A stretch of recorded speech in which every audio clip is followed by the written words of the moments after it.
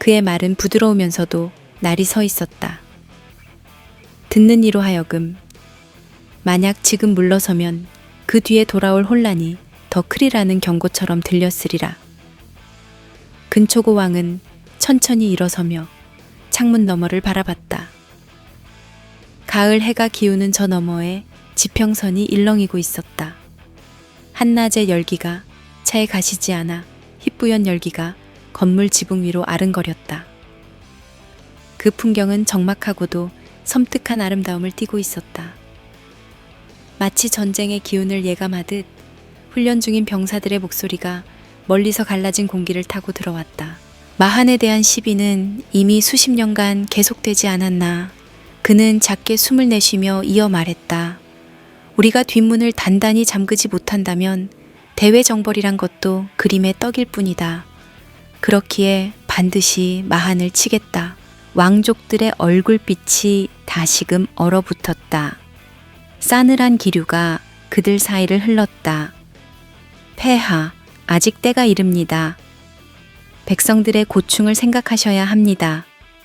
같은 말이 목구멍 끝에서 맴돌았지만 이젠 감히 이어갈 수 없는 분위기였다. 진정의 입꼬리가 살짝 올라가며 고개를 끄덕였다. 그는 이미 근초고왕의 뜻과 목적을 잘 알고 있었고 그것을 성취시키기 위해 물자와 군사를 뒷받침할 각오가 되어 있었다. 그의 막대한 재산과 지방 호족들과의 연대는 이미 여러 차례 근초고왕을 구원해낸 바 있지 않은가. 마지막으로 한 번 더 묻겠다. 근초고왕은 다시금 신하들을 매섭게 돌아보았다. 내가 왕으로서 결단을 내린다면 그 누구도 거역하지 못한다. 그리하고자 하는 자가 있다면 가차없이 그 자리에서 치울 것이다. 칼바람처럼 차가운 선언이 대궐을 사로잡았다. 누군가 작은 신음소리를 흘렸고 몇몇 신하는 침만 삼켰다. 그저 호흡조차 가늘게 한 채 낮은 자세를 유지하던 신하들은 어느새 근초고왕의 틈없는 야망을 실감하고 있었다. 얼마 전까지만 해도 쿠데타로 얻은 왕좌의 정통성을 문제 삼았건만 이제 그의 통치력 앞에 말문이 막혔다. 진정은 그 모습을 흥미롭게 지켜보았다. 어쩌면 이 순간부터 근초고왕의 왕권은 다시금 확고해지고 있었다. 내전 후유증을 핑계로 왕을 억누르려 했던 귀족 세력의 도박이 실패로 돌아가고 있는 셈이다. 그저 묵묵히 서 있기만 하던 막고해가 왕의 뒤편에서 살짝 고개를 들어 주변 시선을 살폈다. 그 눈빛엔 이번에도 폐하의 길을 가로막지 못하겠구나 하는 확신이 서려 있었다. 막고해는 평민 출신 장군임에도 얼마 전에 파격 임명을 받았고 이런 왕의 결단이 자신에게도 기회임을 아는 듯 보였다. 근초고왕은 모두를 제압하듯 천천히 자리로 돌아와 앉았다. 짙은 정막이 흘렀고 동시에 문 밖에서 날카로운 북소리가 땅을 울렸다. 부대가 훈련을 마쳤음을 알리는 소리였다. 마한을 치면 곧 후방을 안정시킬 것이고 고구려와 대륙으로 눈을 돌릴 수 있다. 모두가 반대하든 말든 길은 정해졌다. 그가 의자에 깊숙이 몸을 기울이며 마지막으로 선언했다. 더는 물러날 수 없다. 준비를 서두르거라. 그 말이 끝나자 진정이 조용히 예를 표했다. 네, 폐하. 주위에 모인 이들 중 어떤 이는 침묵으로 동의했고 어떤 이는 내심 끓어오르는 분함을 억눌렀다. 그러나 지금 이 순간 대궐을 지배하는 것은 오직 근초고왕의 목소리와 결의 그리고 진정이 지닌 묵직한 후원자적 힘이었다. 약간 열린 창틈 사이로 미묘한 바람이 스며들어 서늘한 기운이 대궐 기둥을 타고 흘렀다. 조금 전까지 끈적이던 열기가 무색하게 그 바람은 다음 전쟁의 불길한 기운을 예고하는 듯했다. 근초고왕은 밖으로 눈길을 던졌다. 병사들의 함성이 작게 들려오는 저 너머 마한의 땅을 향해 차가운 미소를 지었다. 그리고 그 미소는 곧 이 왕국이 내딛게 될 또 하나의 피 어린 여정의 서막이 될 터였다. 해가 서서히 기울며 석양빛이 금강 너머로 번지고 있었다. 백제군의 군선들이 물살을 가르며 섬진강 일대로 향해 나아가는 광경은 마치 잿빛 파도가 붉은 하늘을 향해 일렁이는 듯한 장관이었다. 눈부신 햇살이 금빛으로 번쩍이는 강 위에 내려앉을 무렵 근초고왕은 정운의 징역 명령을 내렸다. 이미 병사들의 심장은 북소리처럼 쿵쿵 뛰고 있었고 군선 위에서 노를 젓는 팔뚝엔 온몸을 감싸는 뜨거운 전율이 뻗어나갔다. 무더운 여름 저녁의 공기는 잔인하도록 끈적했고 강물에서 피어오르는 습한 증기가 병사들의 목을 죄어왔다. 그러나 그들의 시선은 오직 남쪽 마안의 거수국들을 향해 고정되어 있었다. 이 땅을 장악해야만 다시 북방으로 뻗어갈 기반을 얻을 수 있다. 근초고왕의 결의가 담긴 말은 이미 온 군에 전해져 있었고 병사들은 왕의 말 한마디로 스스로의 목숨을 내던질 기세가 충만했다. 저마다 눈동자는 두려움보다는 굶주린 야수의 기백이 서렸다. 장대한 징역 끝에 병사들이 강가에 진을 치고 전열을 정비할 무렵 하늘엔 붉은 노을이 검게 물들어 가고 있었다. 간간의 버드나무 가지들은 바람 없이 축 늘어진 채로 다가올 혈전을 조용히 예감하는 듯 흔들림이 없었다. 근초고왕은 검푸른 빛을 띤 투구를 쓴 채 말 위에서 진을 둘러보았다. 귓가를 스치는 바람엔 금방이라도 폭풍우가 쏟아질 듯 한기가 서려 있었고 그 한기마저 왕의 눈빛 앞에서 흩어져 버리는 듯 했다. 옆에 선태자 부여위수의 표정은 흡사돌처럼 굳어 있었다. 한낱 미동도 없이 그러나 그 눈동자 깊숙이 세우며 있는 불안과 결의가 미묘하게 뒤섞여 있었다. 그는 백전노장이었지만 마음이 여린 탓에 이토록 처참한 혈육의 전장 앞에 서면 늘 가슴부터 뻐근해졌다. 뒤편에는 막고해가 무표정한 얼굴로 부대를 지휘하고 있었다. 수많은 전투에서 이미 단련된 그의 군사들은 소리마저 숨기고 기묘하게 질서정연했다. 근초고왕이 낮고 단단한 목소리로 천천히 말을 꺼냈다. 오늘의 전투는 백제의 운명을 결정지을 것이다. 그 음성은 사방으로 퍼져나가 노을진 하늘에 부딪혔다가 메아리쳐 돌아왔다. 병사들의 가슴에는 그 메아리가 곧 불길처럼 번져나가 한치 앞의 죽음도 개의치 않는 전열을 이루었다. 금빛 노을이 성벽 너머로 가물거리자 머리 위로 잔뜩 깔린 먹구름 사이에서 희뿌연 바람이 불었다.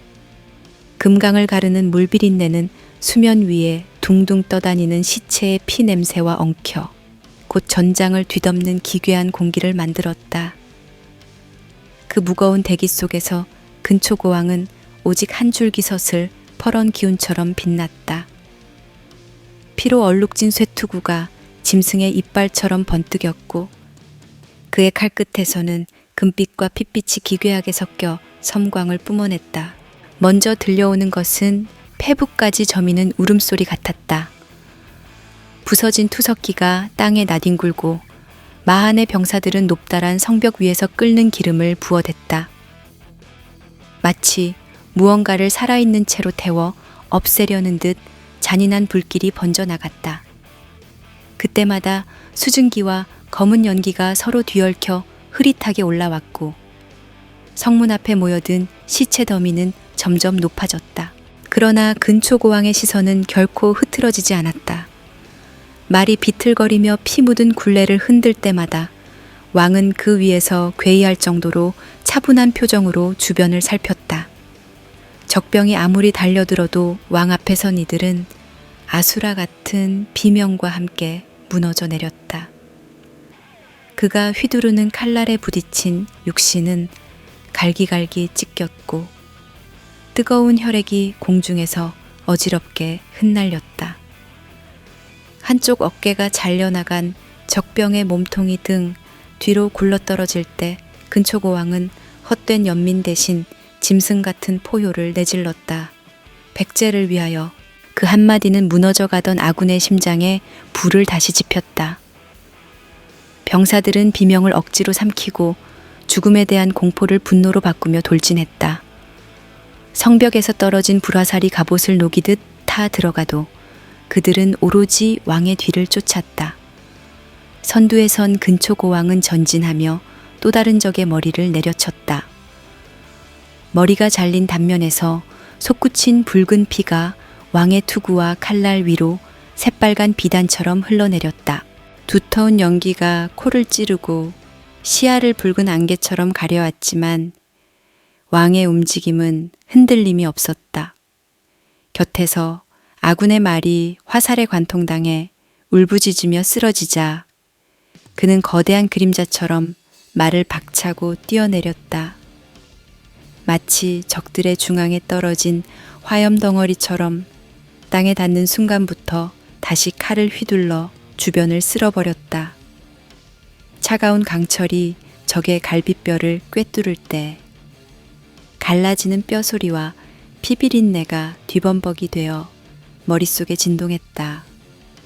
그러나 왕의 얼굴에는 공포가 아닌 깊은 무표정과 동시에 서늘한 확신이 어려 있었다. 전장의 소음은 폭풍 속에서 날카롭게 비명 지르는 까마귀 소리처럼 울렸다. 서로 갈라지고 쓰러지는 몸들이 진흙탕처럼 번져나가도 근초고왕의 마음 한구석엔 섬뜩할 정도의 평온함이 자리 잡고 있었다. 이 전투가 끝나면 어떤 성과와 어떤 위험이 뒤따를지 머릿속으로는 분명 헤아릴 터였다. 그러나 그 생각은 그의 손목을 움켜쥐는 피의 감각과 부서진 살점을 타고 흐르는 뜨거운 열기에 묻혀버렸다. 탁한 픽거품을 물고 쓰러지는 적장을 내려다본 순간 왕은 잠시 그 눈 속을 바라봤다. 두려움과 증오가 뒤섞인 눈이었다. 근초고 왕은 그런 눈빛을 헤집듯 더 깊이 검을 박았다. 철을 긁는 소리와 함께 핏물이 튀었고 적장은 마지막 경련을 하며 고꾸라졌다. 왕은 숨을 몰아쉬며 주변을 둘러보았다. 휘황한 석양은 이미 어둠에 삼켜지고 있었다. 멈추지 말라. 왕의 목소리는 모굴대가 터질 듯 갈라져 듣는 이를 소름 돋게 했다. 가까이 있던 막고해가 온몸이 피투성이가 된 채로 달려와 참혹한 광경 속에서도 왕에게 절을 올렸다. 그의 가슴 속에 잠긴 공포는 이미 왕의 시퍼런 눈빛 앞에서 가루가 되어 사라진 듯 했다. 근초고 왕은 눈꺼풀 하나 까딱하지 않은 채 손짓으로 앞으로 진격할 것을 지시했다. 커다란 진을 궁덩이를 지나쳐 성벽 가까이 다다랐을 때 새까만 연기 뒤에서 금속의 울림이 연달아 울렸다. 성 위에서 쏟아져 내리는 불화살과 돌덩이는 아군의 머리를 차례로 부셨다. 비명소리가 파도처럼 밀려왔다가 또 사그라들었다. 그러나 왕은 고막을 때리는 고통조차 무감하게 느꼈다. 마치 전쟁터가 그의 숨결을 먹여 살리고 그가 흘린 피가 전쟁터를 기름지게 하는 듯 둘은 떼어놓을 수 없는 악연 같아 보였다. 근초고왕은 무참히 무너져가는 적의 방벽을 보며 스스로가 이미 인간의 선을 넘어섰음을 느꼈다. 더는 어떤 죄책감도 후퇴할 이유도 없었다. 그저 완전한 승리를 위해 적국을 무너뜨리고 백제를 굳건히 하는 길만을 향해 혈로를 뚫어갈 뿐이었다. 피범벅이 된 손잡이를 더 세게 쥐자 왕은 헛된 환영처럼 성벽 위에 마한 병사들을 향해 칼을 치켜들었다. 그 순간 숨 돌릴 틈도 없이 하늘에서 불화살이 또 한 번 쏟아졌다. 근초고왕은 마른 침을 삼키듯 붉은 연기가 뿜어내는 쇳내를 들이켰다. 산과 강, 그리고 인간의 모든 생명이 뒤섞여 어지럽게 흔들리는 이 광경이 끝내 백제를 새롭게 태어나게 할 원동력이라 믿었다. 그의 찢긴 손목에서는 선혈이 줄줄 흘렀지만 그는 오히려 그 열기를 타고 더 격렬하게 달아오르는 듯했다. 길을 내겠다. 왕의 소음 가득한 선언과 함께 그 주변 병사들은 미친 듯 달려들었다. 근초고왕은 불길 속에서 맨손으로 적의 창끝을 비틀어 부러뜨리고 이어 터져나오는 비명 사이로 순식간에 상대의 목을 베었다.